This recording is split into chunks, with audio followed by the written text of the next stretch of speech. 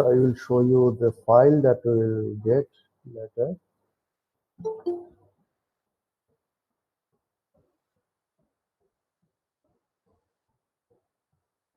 Okay, now I hope you will see it on your screen.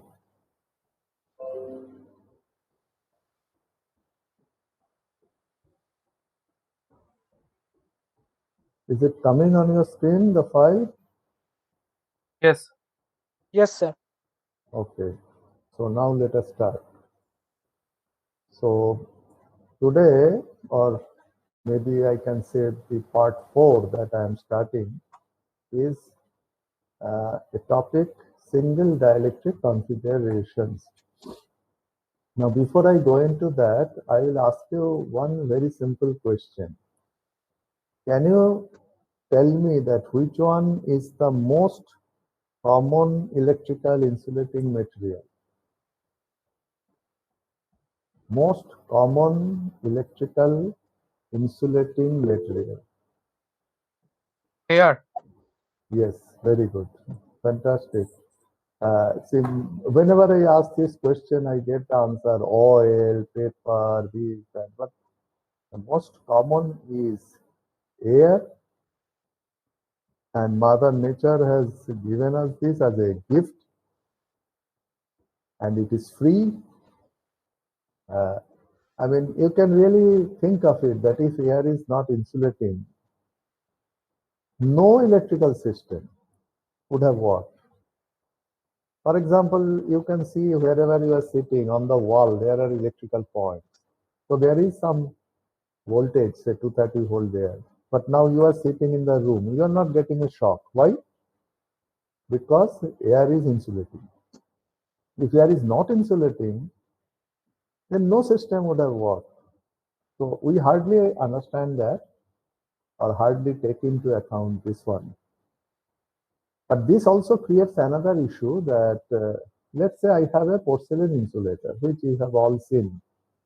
Whenever you travel, look left and right, you will see that there are porcelain insulators for the electrical lines. Now, if I ask that if it is a single dielectric arrangement, I find 90% answer yes. Why? People think that it is made of porcelain, so it is a single dielectric arrangement. But it is not. Why? Because that insulator is surrounded by air, and air is also a dielectric. Therefore, it's a two dielectric arrangement. Therefore, single dielectric arrangements are extremely difficult to get. Only very specific cases, a cable, a coaxial cable, if I have only one insulation in that, then probably it will be a single dielectric one, or the high voltage transmission lines, when they are going, not at the transmission tower, but in between the tower, the conductors are surrounded only by air. So you can say it is a single dielectric. So there are only very special cases. But then why we are at all discussing single dielectric considerations? Because we want to establish some of the fundamental aspects of electrical field. And one of that is displacement current. Now, I hope you have heard this term. Have you heard this term, displacement current?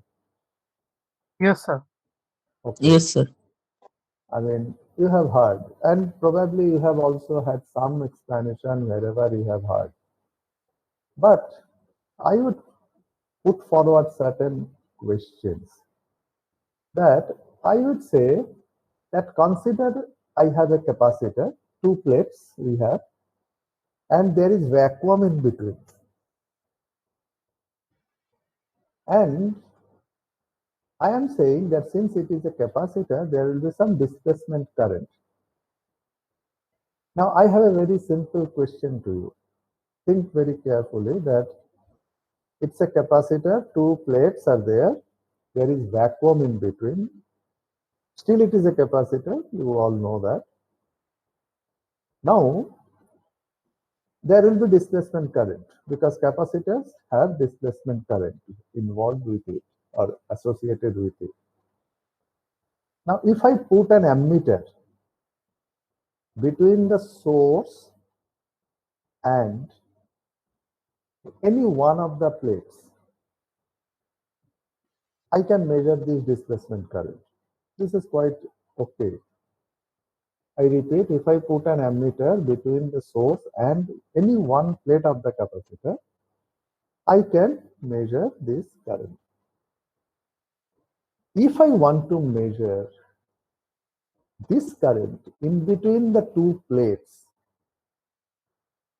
because there is vacuum and vacuum is perfect insulator, so no current can flow through vacuum.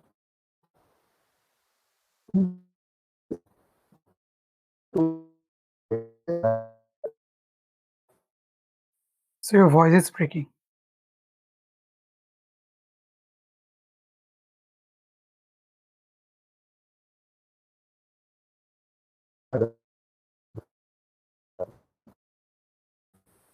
I will talk very slowly. So I repeat that I have a capacitor and I have two plates, the capacitor plates, and vacuum is in between. Now, it is quite obvious that if there is vacuum, no charge can move through this vacuum. That means no charge can move from one plate to the other through the vacuum. Now, this can be represented as no current can flow between the two plates because no charge can move from one plate to the other. Now, since it is a capacitor, a displacement current will be there. Now, how do we explain it? That if I measure this current, I can get it if it is between the source and any one plate. But if I try to find it between the two plates where vacuum is present, I cannot find any current.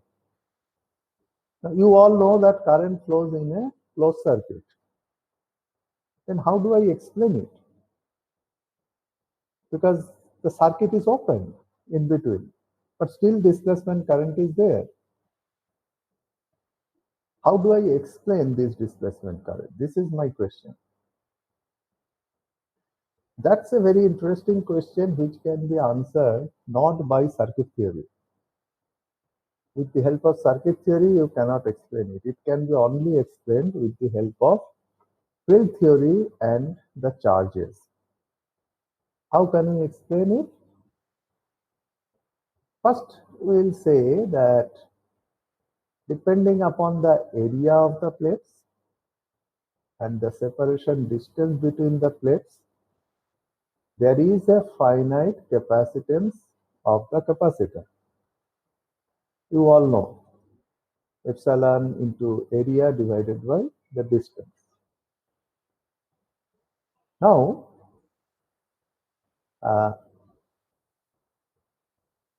let us put it in this way that let us go to a diagram. Yes, here.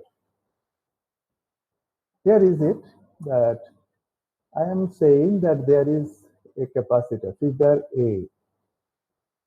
The dielectric is vacuum, so epsilon 0. And I have a source. It's an alternating source. Now I am saying that at theta is equal to 0, this voltage source also have 0 voltage. But now second diagram, figure B. Here now theta is equal to 45 degrees. So the instantaneous voltage is Vm by root 2. Now since this is the potential difference between the two terminals of the source, and since one terminal is connected to the one plate, let's say it's a positive plate, the other terminal is connected to the other plate. Let's say it is the negative plate. So the potential difference between the two plates is also Vm by root 2. And if we consider this to be, a uniform field, which means that the distance between the plates are very small so that the flux lines are parallel to each other, then the field intensity will be potential difference divided by the distance. That is V by D. Now, in order to produce this field intensity, there has to be some charge. Otherwise, this field intensity cannot be produced. Or we can say that to produce this field intensity, the amount of charge has to be transferred from the source to the plates. So on the positive plate, we'll have, let's say, Qm by root 2 charge. On the negative plate, we'll also have the same amount of charge. So between the source and the plate, there will be a charge transfer. But within the vacuum, there is no charge transfer. This is an AC voltage source. So then the voltage will increase. Let's say theta is equal to 90 degrees. So now V is equal to Vm. So voltage has increased. So therefore, field intensity has also increased now between the plates, V by D. Now to generate or to establish that field, we need more charge. So more charge has to be supplied from the source to the plate. So now we have Q is equal to Qm. Or in other words, now I can say that as the voltage is increasing from 0 to 90 degrees, more and more charges are being placed on the plates. So with time, there is a change in charge transfer. That means dq dt. Therefore, there will be a current. And since equal amount of charge is flowing from positive terminal of the source to the positive plate, equal charge is flowing also from the negative plate to the negative terminal of the source. So dq dt is same on both the sides, but their direction is reversed.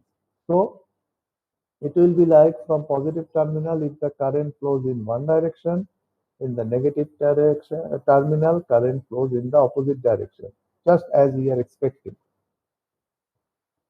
What happens after that? Now let's say theta is equal to 135 degrees. Again, V is equal to Vm by root 2. Now voltage has dropped. So now we require less charge. Less charge for maintaining that field, because now the field intensity is V by D, which is Vm by root 2 by D. At theta is equal to 90 degree, it was Vm by D. So I require less charge, which means what? That from the plate, some amount of charge will now go back to the source. That means positive terminal of the plate from here, the previous figure C, positive terminal was having Q is equal to Qm. Figure D, now Q is equal to Qm by root 2. So some amount of charge is now going back to the source. Same thing is happening on the negative terminal, which means again there is a rate of change of charge dq dt. So again a current will flow. But now this current is in the reverse direction, because now the charges are flowing from the plate to the source on the positive side. Up to V theta is equal to 90 degree, charges were being supplied from the source to the plate. So if that was the positive current, now after 90 degree, current charges are now being returned back from the positive plate to the source. So it is opposite current. So current is now negative. So after theta is equal to 90 degree, the current direction has changed. And when theta is equal to 180 degree, all the charges have been returned back. So Q is equal to 0. And then the voltage changes polarity and the entire thing repeats in the next half cycle. So you can see clearly that although there is no charge movement between the two plates, but since an electric field is produced between the two plates, to develop that and to sustain that field, we need some amount of charges, which needs to be supplied from the source. So there is some charge transfer from the source to the plate, which gives rise to a current in the external circuit. There is no current within the vacuum dielectric that is a perfect dielectric. Now, therefore, this is known as displacement current because this is not conduction current. It has nothing to do with conduction. This current is flowing because of displacement of charges from the source to the plates. And therefore, it is called displacement current. Now, if you look very carefully, you will immediately find that there is a phase difference between this current and the voltage. Why? Because you can clearly see that at theta is equal to 90 degree, after that the current direction changes. So at theta is equal to 90 degree, after that current becomes negative. So there is a zero crossing in the current. And what will be the current magnitude? It will be dq dt. And now what will be this charge? You can clearly see that the field intensity is V by D. And if this field intensity is to be produced by Q, then this will be also having a direct correlation. That means whatever be the change in the voltage, there has to be a proportional change in the charge. So wherever the voltage is changing rapidly, the dq dt will also change accordingly. And if you look at a sinusoidal wave, at the positive zero crossing, that means after zero the wave becomes positive, the slope is maximum at this point. This is the positive slope. So therefore, dvdt is maximum here. So dq dt will also be maximum at the zero crossing. So this displacement current will become maximum at theta is equal to 0. As it moves to theta is equal to 90 degree, the slope decreases. And at figure C, theta is equal to 90 degree, the dvdt is 0. And therefore dq dt also becomes 0. And so the current is 0. Now what does that mean? That means at positive zero crossing, voltage is 0, displacement current is maximum. At voltage maximum, displacement current is 0. At the negative zero crossing, again dvdt is maximum, and therefore displacement current is also maximum. So it means that the displacement current has a phase difference of 90 degree with respect to the alternating voltage, that is the source voltage, and it is leading the voltage by 90 degree. That is why we take that the capacitive displacement current is leading the source voltage by 90 degrees. In a real life case, it is all considered using the vacuum. In a real life case, there will be a dielectric here, which will have very high insulating resistance, but still it will not be infinity. So there will be some amount of current which will flow due to the volume resistivity of the material, which means that the current will have two components. One 90 degree, of course, that is due to the displacement current. Another a small component due to the conduction. This conduction current will be in phase with the voltage source. So there will be two components. One 90 degree leading, that is the displacement current. A very small component in phase with the voltage, which is the conduction current. And therefore the net current to the capacitor is the resultant of these two. Since the conduction current is much less, the angle will be very close to 90 degree, but not equal to 90 degree. This is the real life case, and therefore the equivalent circuit of a capacitor is typically, you all know that, one resistance in parallel with one capacitor, meaning that two currents are flowing and the net current is summation of that.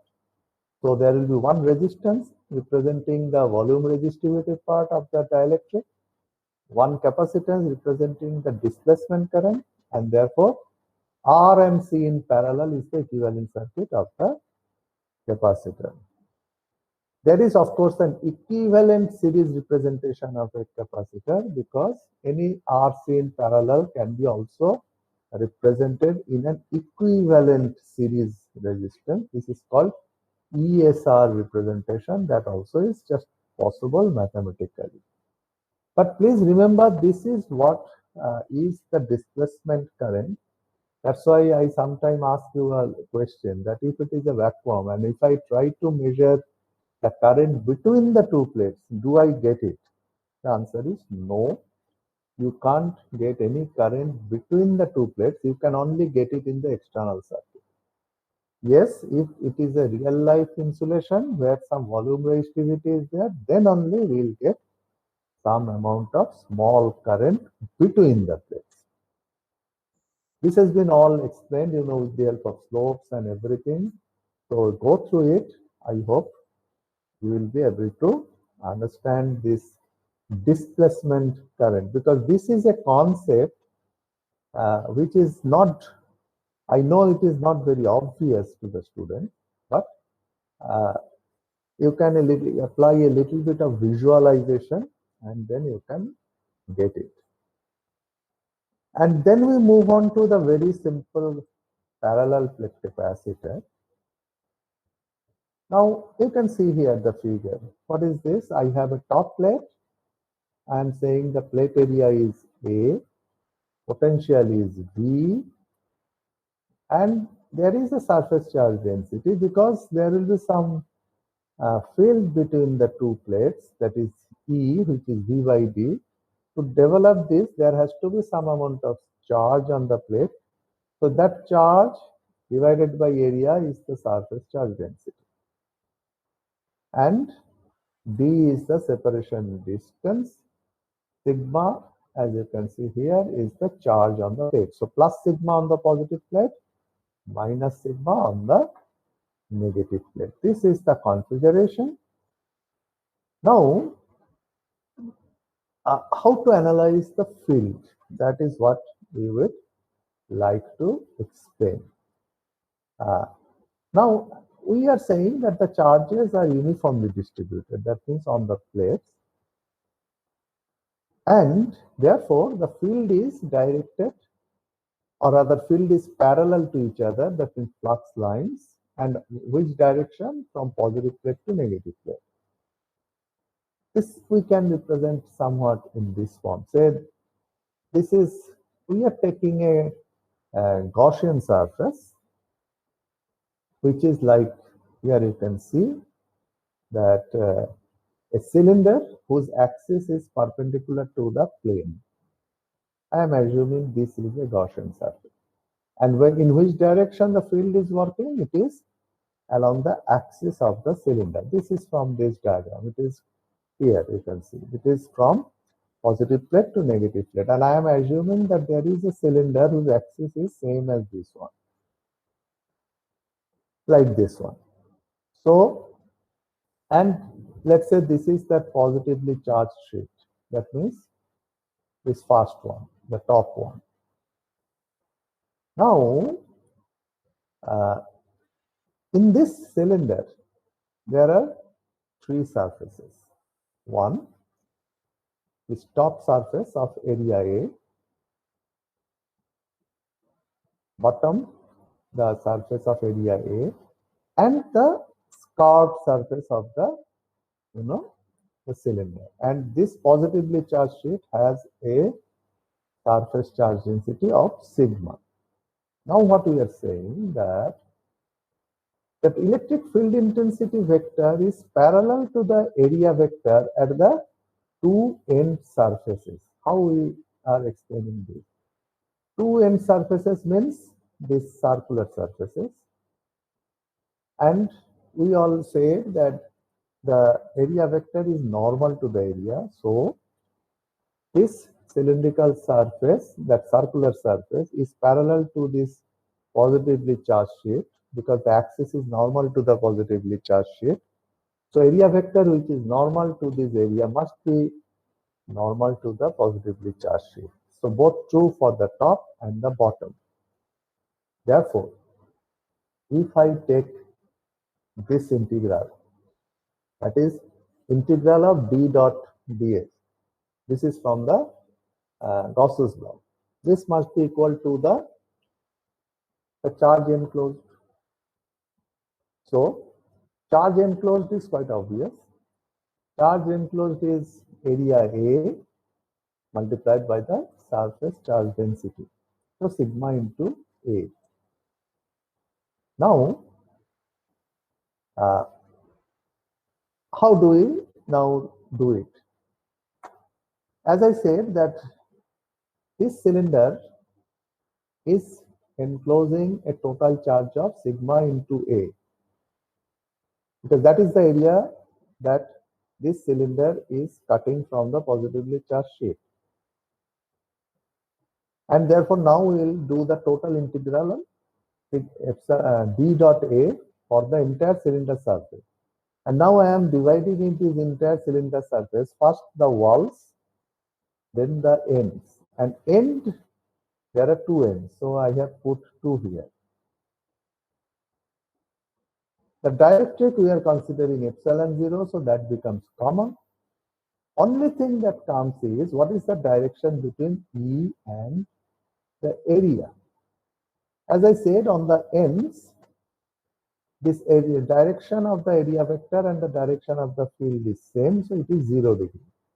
So this dot product is nothing but the cos of 0 degree. Whereas on the curved surface, if you take any area, then the area vector is normal to small area, which means in the radial direction. And since field is in the axial direction, they are normal to each other. Therefore, on the walls, this angle between E and DA is 90 degrees. So therefore, the first term becomes 0. Second term, because there are two such areas, top and bottom, we get this cos of 0 is 1. Therefore, this E becomes sigma by 2 epsilon 0. What does it mean? It means that if you take this positively charged sheet and because of just one particular sheet, what is the field generated? That is sigma by 2 epsilon 0. But between the two plates, our field is not sigma by 2 epsilon 0. It is actually sigma by epsilon 0 because D is equal to epsilon 0 into E, and D is nothing but D is equal to sigma because flux density must be equal to charge density because 1 coulomb of charge produces 1 coulomb of flux. So D is equal to sigma. So between the plates, D is equal to sigma. So D is equal to epsilon into E means it should be epsilon, E must be epsilon by epsilon, sigma by epsilon 0. Whereas I'm saying that because of only the one plate, the field is sigma by 2 epsilon 0. So how it is happening? That is quite clear that if you take this plate, then this sigma by, and it is a positive plate. So if you just consider one plate, it will produce a field of sigma by 2 epsilon 0 in both the directions. That means flux lines, if you just take only the positive plate. So flux lines will be in both the directions, magnitude will be sigma by 2 epsilon 0. If you take only the negative plate, it will also be sigma by 2 epsilon 0 because charge density is sigma. but direction is reversed because it is minus sigma. So you can see that between the two plates, the field due to the two charged plates are in the same direction, that is from left to right. So the net field is sigma by 2 epsilon 0 plus sigma by 2 epsilon 0, and therefore it is sigma by epsilon 0. What happens on the right side of the right negative plate and the left side of the positive plate? Here you can see that the field due to the positive plate and the field due to the negative plate, they are equal and opposite. Therefore, they cancel. And therefore, what we get is the field is only present between the two plates, not on the right side of the negative plate, not on the left side of the positive plate. We get the field only within the two plates. Now here, therefore, we have a statement we make that if you consider just the plate, and if somebody says that what is the field intensity right on the plate, then the answer is not sigma by epsilon 0. It is sigma by 2 epsilon 0. Then what is sigma by epsilon 0? We call it field off the plate. That means O double F. Off the plate. That means slightly away from the plate. This slightly away could be very small distance, infinitesimally small distance. Therefore, this is another very important concept. Please remember that for any capacitor, what is the field between the plates? That is 2 times higher than the field that is right on the plate. So if somebody asks, this is a very tricky question often asked in competitive exams, that where the field is highest in the case of a capacitor, they will say like this: on the plate, between the plates, away from the plate, at infinity. So answer is always field is maximum between the plates, not on the plate. Typically, we have a slight confusion that the field is always maximum on the plate. This is again explained. Typically, flux fringing, you know that if it is a parallel plate capacitor, if the distance between the plate is small compared to the area of the plate, then the flux lines are mostly parallel to each other, but not at the end of the plate. At the end of the plate, the flux lines bend as shown, and we call this is fringing of flux.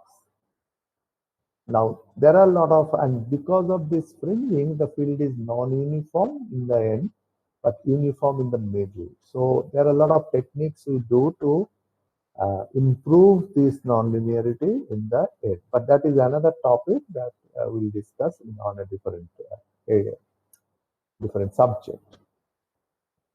Now, if we neglect fringing, of course, the electric field intensity is V by D for this figure, as you can see at the bottom.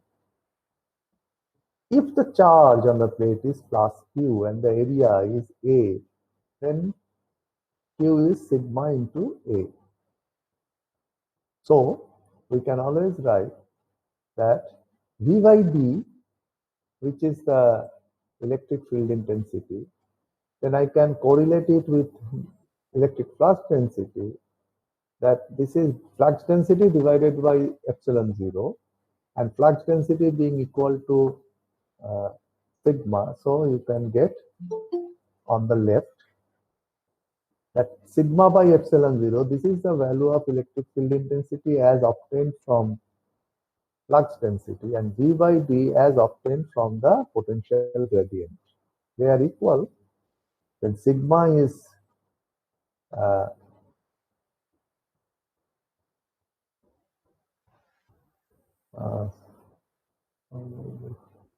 there is some slight problem here. It's not Q into A. There is a typo here, this one. So that you have to correct. Sigma is Q by A and not QA. So then Q by V, that becomes epsilon 0 into A by B, equation 4.2. And Q by V is capacitance. And therefore, this is the well-known expression that you all know. Permittivity into area divided by the distance. This is the expression of capacitance. But there is a big but, that this is primarily derived from the parallel plate capacitor. Now, we always say that capacitors are involved with some storage of energy. But the question is, why at all there should be energy stored in the field? I mean, if you ask me, why at all? Then we'll explain it in this way, that let at any instant the charge on the capacitor plate be plus Q and minus Q. And the potential difference between the plate is V. At this instant, consider an additional amount of charge dQ which I want to supply to the plates. What will happen? So external agency, that means the source, has to spend some energy. And what is that energy? That energy is V into dQ. And since external source is spending that energy, now that energy, where will it go? So it will be stored as electric field energy within the capacitor. This is why energy is always stored in the capacitor. So if the total charge is plus Q and minus Q, and corresponding to that, the potential difference is V. So what is the total energy stored? That is obviously very simple, as equation 4.3, that V dQ, which is the instantaneous energy stored, we have to integrate it from 0 to Q. That means initially there was no charge on the plate. Finally, we have transferred an amount of charge which is Q. So we are integrating from 0 to Q. So substitute V as Q by C and go on integrating, you get this will be half CV square, which you all know.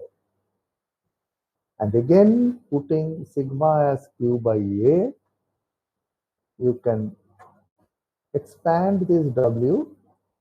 That is, W is, you can see half CV square. You put all these values,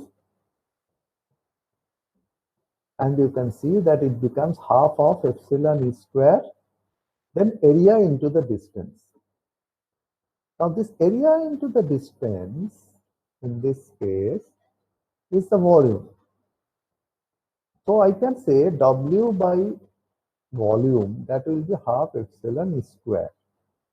Or in other words, equation 4.4 is called the energy density of a capacitor. Energy density of a capacitor.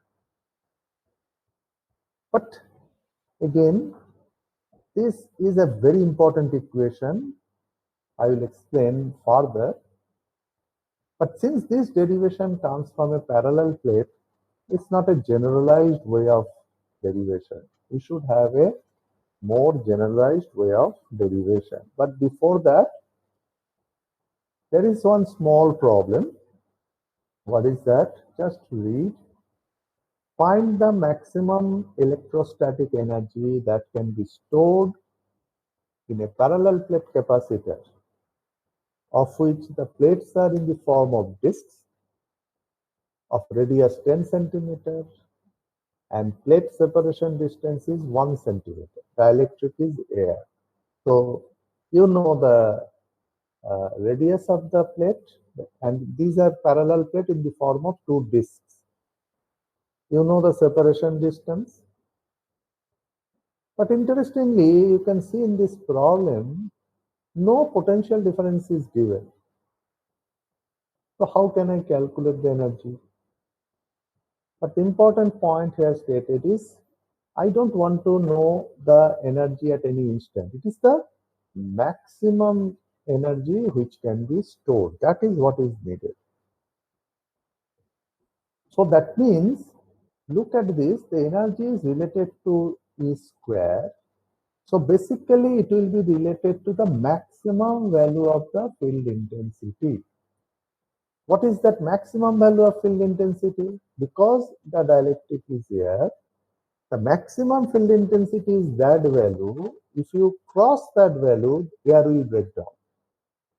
And we know that value. That is the breakdown strength of air, 30 kV peak per centimeter. So we'll take this value. That means 3 into 10 to the power 6 volt per meter. For solving these problems, please follow always the full SI system. Don't use centimeter and others. Why? Because the value of epsilon is this, 8.854 into 10 to the power minus 12. This is in SI, farad per meter. So don't use it with any centimeter or anything. So once we know the E, so the maximum energy density that is possible is half epsilon E square. So half epsilon 0, because it is air, epsilon R is equal to 1, then E square. So we get 39.843 joules per meter cube. Then find out what is the volume of the capacitor, because you know the radius and the separation distance. It is 3.141 into 10 to the power minus 4 cubic meter. So the maximum energy that can be stored is this, which is 12.51 millijoules. This is how we find out this one. Now, this expression, as you can see, is so important. I should have a complete generalized derivation, not based on parallel plane. Because if I have a generalized derivation, this will be valid for any system. So let us move into that derivation, that how we derive energy stored in an electric field. Now, it is something like this, that why the electric field will be at all generated? Of course, electric field will be generated by an assembly of charges. And to obtain the energy stored, what we need? We have to find out the work done to assemble these charges, because that work done is stored as the energy in the field.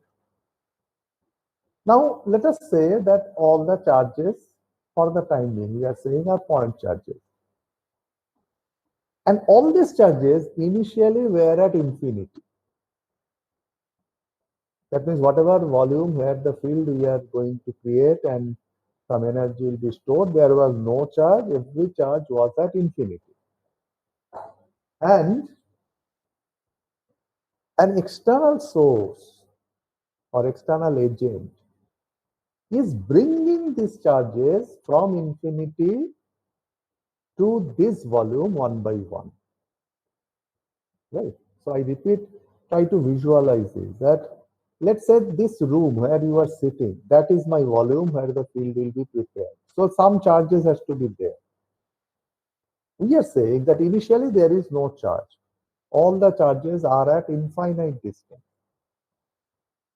Now some external agent will bring all the charges one by one and thereby do some work, and that work done will be stored as the energy in the field. Okay, that is quite clear. But then initially when the first charge is brought into this volume, there was no charge in the volume, so there was no field. So this charge was not experiencing any force on it. So work done is always force into displacement.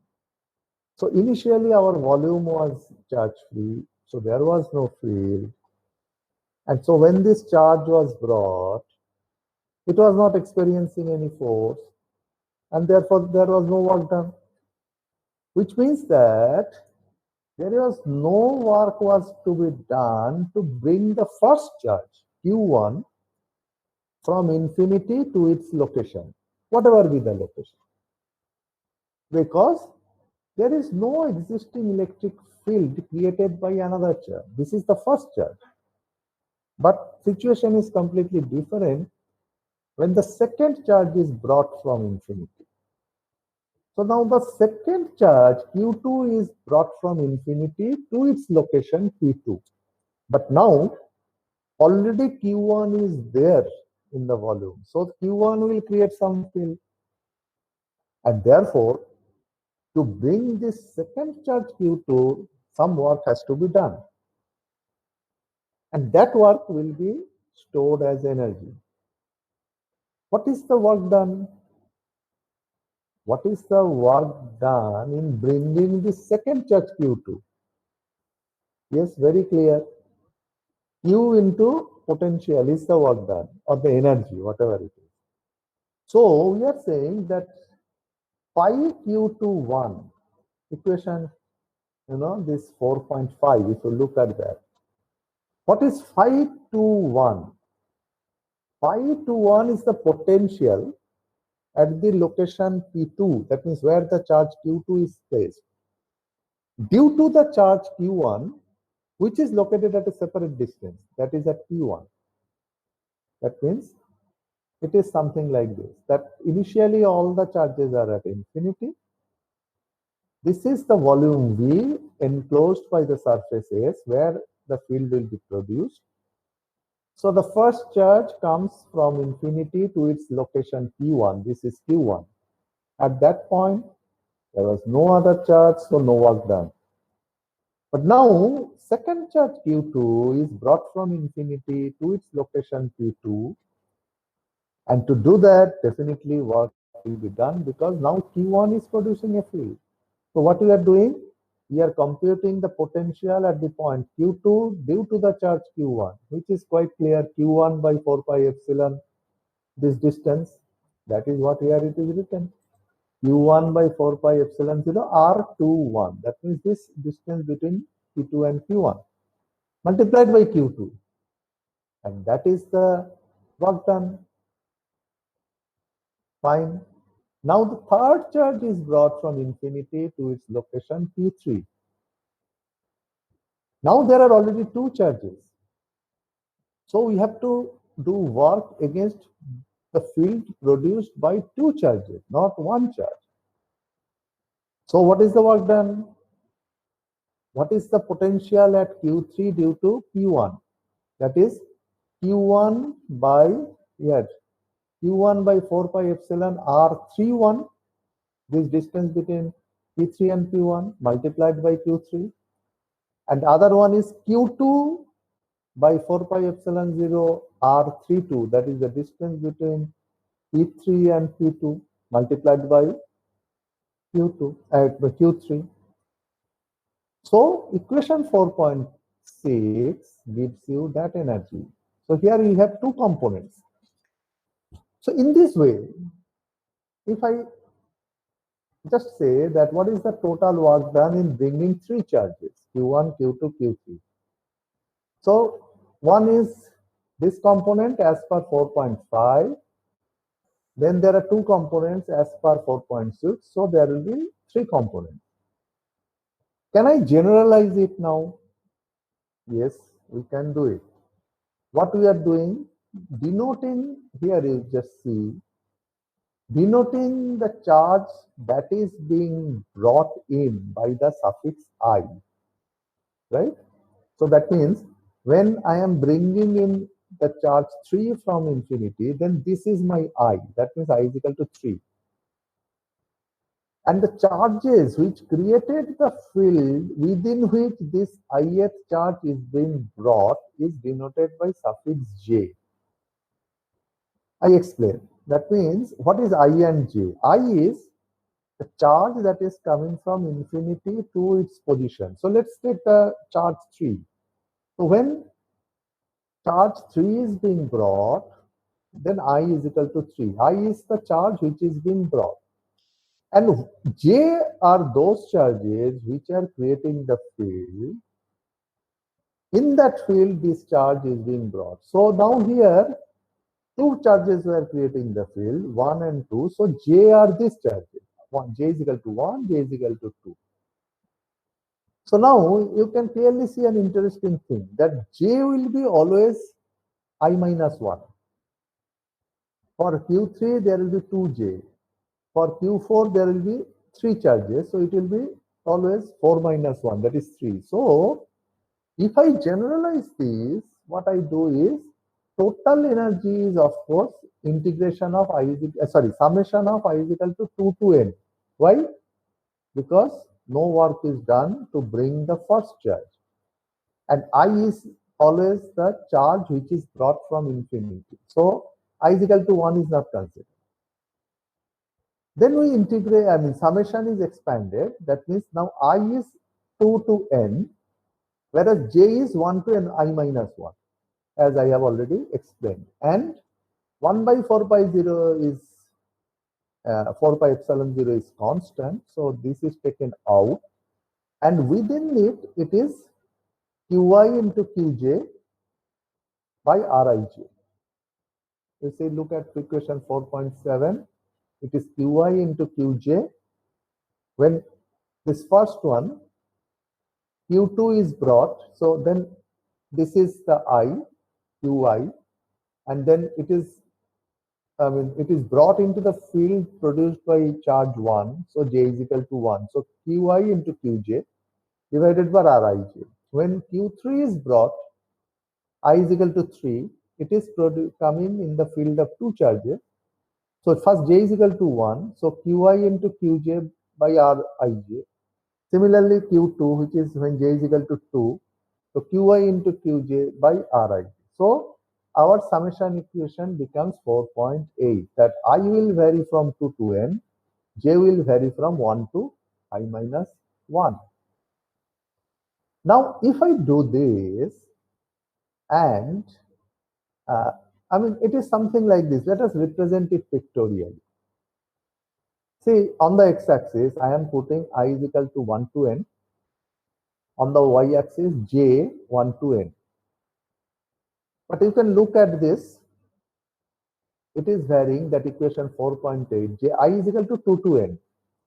So the shaded area, you can see, 2 to n is the shaded area in the bottom of that triangle. If that is the case, then what will be the variation of j?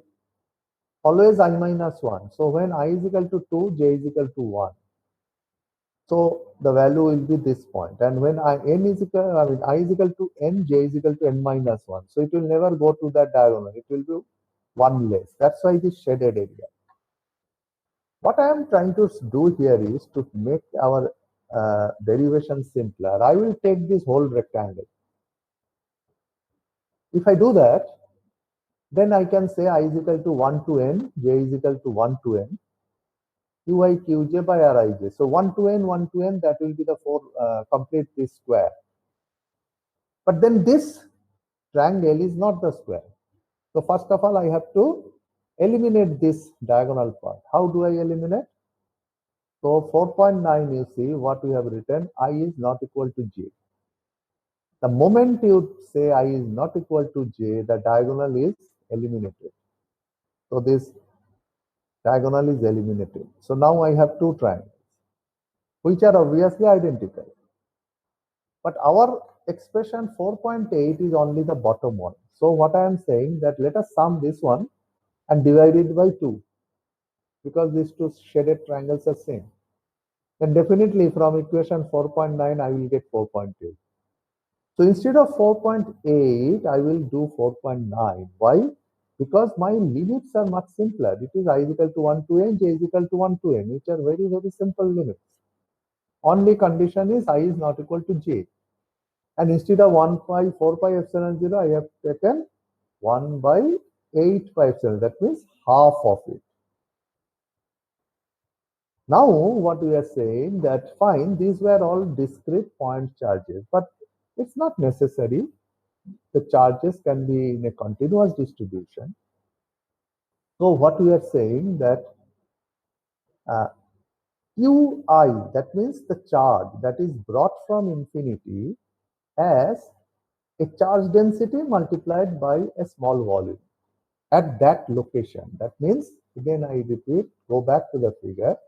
So when Q3 is brought from infinity, I take a small volume at its location and I say that location position is indicated by R and the charge density is rho R multiplied by volume, that small volume. So here see rho R into dV. And then we are saying that the charges which are producing the field, that location is denoted by R prime, and that small volume is dV prime.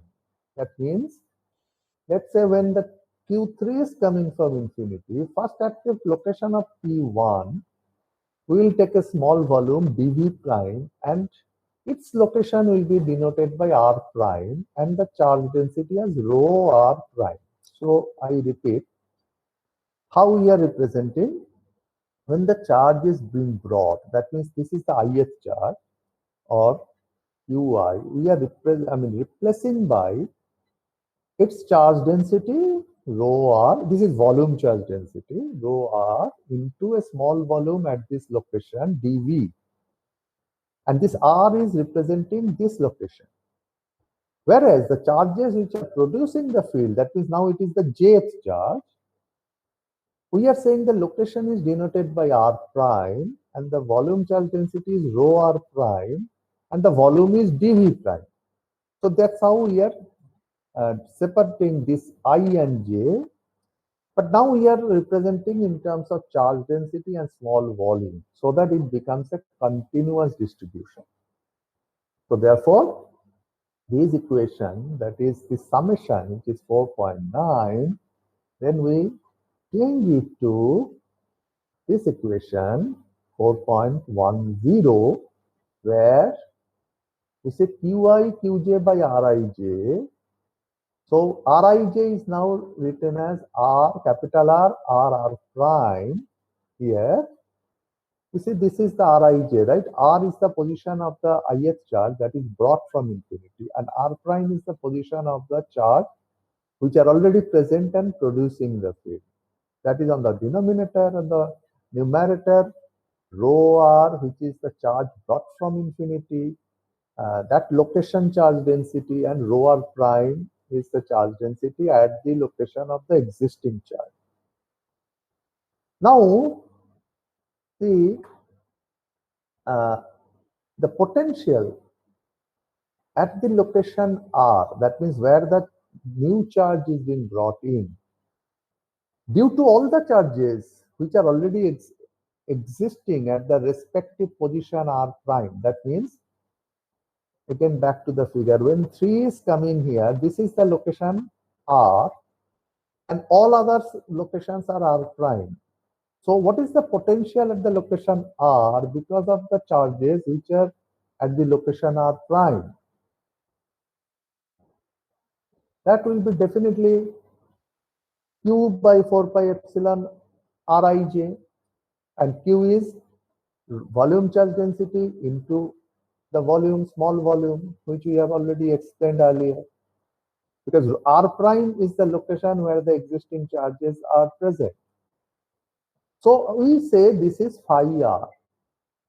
That is the potential at the location where the new charge is brought due to the already existing charges.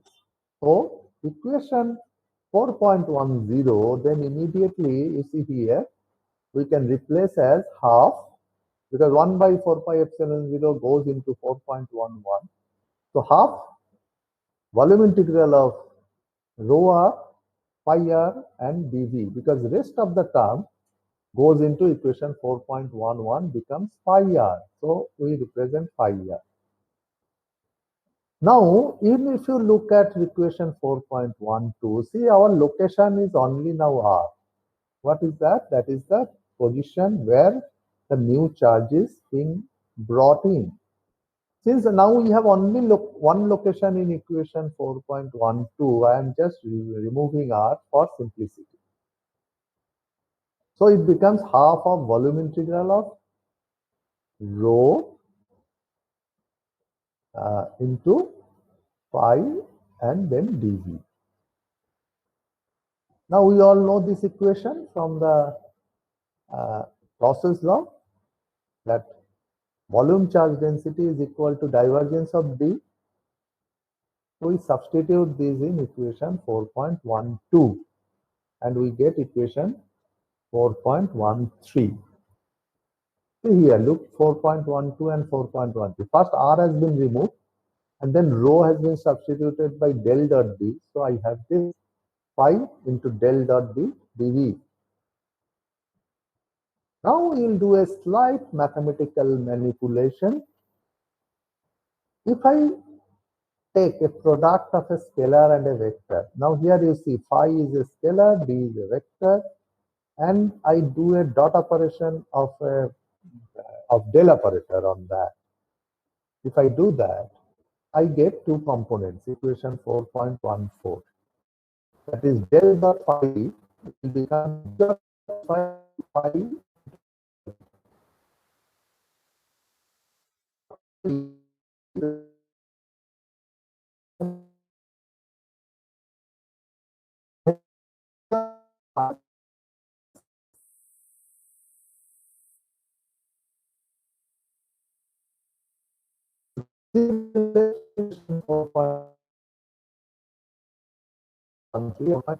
where equation 4.13 is divided into two parts as per this equation 4.14. Then we are applying divergence theorem. Which one? That is the first part of the first term of the right hand side of equation 4.15. You know that divergence theorem was saying that volume integral of del dot d v dv is equal to surface integral of d dot ds. Therefore, we apply the surface, divergence theorem, and this first term is modified. Instead of volume integral, it becomes a surface integral. Whereas the second term, I am doing nothing, we are just keeping it same. But we all know that E is del phi minus del phi and D is epsilon 0 into E. So in the second term, this minus del phi can be written as E here in the second term. Minus del phi can be written as E and D can be substituted by epsilon 0 into E. So from equation 4.16 to 4.17, the first term remains same, but second term becomes half of epsilon 0 into E dot E. Okay, fine. Now, let us look at the first term of this one. First term, that is surface integral of phi then d dot ds. This phi varies as 1 by r, you all know that. D varies as 1 by r square, that also you know. And the surface area varies as r square. So phi is 1 by r, d is 1 by r square, ds is r square. So total term varies as 1 by r. Now we are doing a slightly interesting thing. Let us say, this is another interesting aspect. Say we are saying that this volume V was encircled or enclosed by the surface S. I am now saying that another surface S1 is also enclosing volume V. Obviously, right? If I do that, then what happens? That the region between S and S1 does not contribute to the energy integral. Why? Because there is no charge located in this region. The region between S and S1, there is no charge. Charge is all within S. So between this one, there is no charge. So they will not contribute to the energy integral. However, this region is charge free, but electric field intensity is not zero. Why? Because all these charges which are present in this volume, if you keep another charge in this location, they will experience some field. So that means field is there, but they are not contributing to the energy integral. Therefore, what we are trying to say is that if we expand the surface, then this second term will increase. Why? Because there is an electric field intensity in that area or volume, whatever you can say. But since that volume is not contributing to the energy integral, the left-hand side is not increasing. Or in other words, the second term will increase if we increase the surface area, because it is now enclosing a higher volume. And in that additional volume, field intensity is present. So second term will increase, but the left-hand side will not increase. It will remain same, which means that the first term must go down, because otherwise summation cannot remain constant. If that is the case, then logical extension is, if I make this surface very large, almost infinity, then this right-hand side, second term will become very large, whereas the left-hand side remains constant, or the first term becomes zero.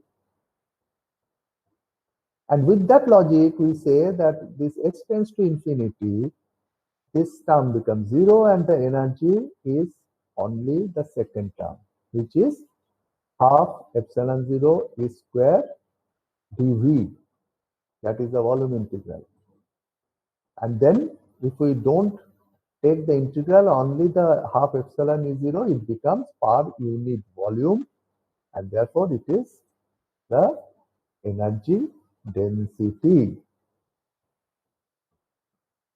So if we incorporate the relative permittivity, it will become half epsilon r epsilon 0 E square. This is a very useful equation, because in a practical field, if I have to compute the energy stored in an electric field, half CV square you cannot use. Why? Because in a complex geometry, you cannot calculate C, so you cannot get half CV square. Whereas what you can do, that if it is a complex geometry, I will subdivide it into small d, dv like that, and we can perform electric field computation. We know the techniques. There are now a lot of techniques. We can determine what is the electric field intensity in each of the dVs, the small volume. If the volume is small, I can safely assume that within that small volume, field intensity is constant. Therefore, every small volume, I can use half epsilon square as the energy density multiplied by that small volume. And then I can add up all that, I will get the total energy in the field. Now with the today's computer age, this is child's play. I mean, anybody can do with the help of software, and that is exactly what we do today. So please remember that how we calculate energy in real life, not by half CV square, it is always by the equation 4.19. It is half epsilon square, or equation 4.20. A very simple problem is given, problem 4.2, which is 3-point charges of magnitude -2 nanocoulomb, -3 nanocoulomb, and 1 nanocoulomb are located in free space, that is epsilon r is equal to 1 at the location, coordinates are given. Find the energy stored in the system of charges. So now, exactly what I have explained, that has to be done. That let us say that this -2 nanocoulomb is Q1, -3 nanocoulomb is Q2, 1 nanocoulomb is Q3. So no work is done to bring in Q1. But when we bring in -3 nanocoulomb, already -2 nanocoulomb is present. So we have to find out what is the potential at the location of -3 nanocoulomb. That means 0 to 0 meter. due to the presence of -2 nanocoulomb, which is present at this location, which is quite easy. So this is phi21. So Q1 divided by 4 pi epsilon 0 into R21. R21 you can find out from the two coordinates. So this is minus 8.8987 multiplied by Q2, 26.96 nanojoules. This is work done to bring Q2. Then we bring in 1 nanocoulomb. So what is the potential at this location? That is 200 due to -2 nanocoulomb. Again, it is 531. So Q1 by 4 pi epsilon 0 R31. R31 I can calculate from the location of charge 3 and charge 1. So R31 is this. So I get 531 as minus again this. So the potential is this. Then potential at the location of 3 due to Q2, that is -3 nanocoulomb. That also we calculate, that is Q2 by 4 pi epsilon 0 into R32. And R32 we calculate from the coordinate of Q2 and Q3. And then what is the work done to bring in Q3? We multiply this potential by Q3, it is minus 15.34 nanojoule. So what is the total energy stored? It is 26.96 minus 15.34. So 11.62 nanojoule. So this is how also we can calculate the energy.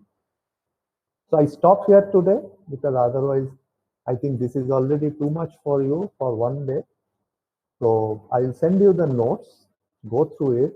I am quite confident that you will be able to understand if you go through the notes. But still, if anybody has any questions from the student side? Just a minute. What is this? Debraj is saying charge density on plates varies with time. Hence, E field in vacuum varies. Hence, E flux varies. Hence, we get non-negative. What is this, Debraj? I don't understand. What are you writing, Debraj?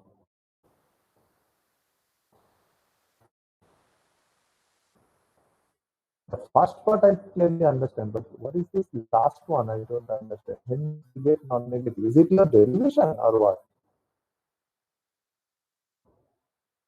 It is quite clearly written. Charge density on planes varies with time. Hence, E field in vacuum varies. Hence, E flux varies. This is perfectly all right. But what about the last one? Hence, we get non-negative. Oh, I see. Okay, okay.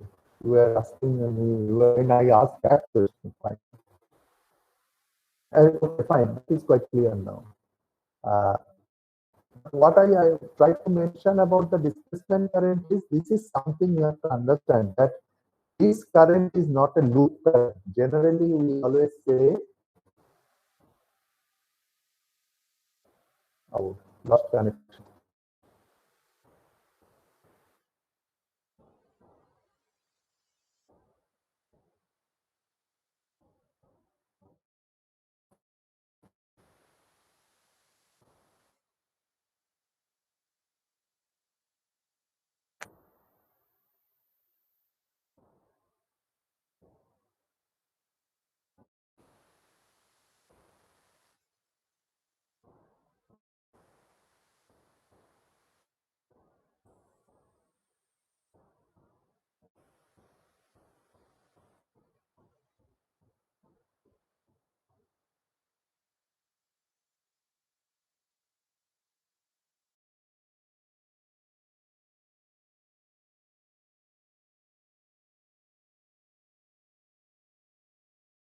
Very bad connection.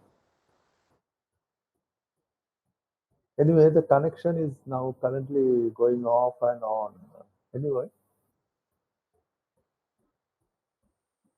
Okay, students, so you can log off now.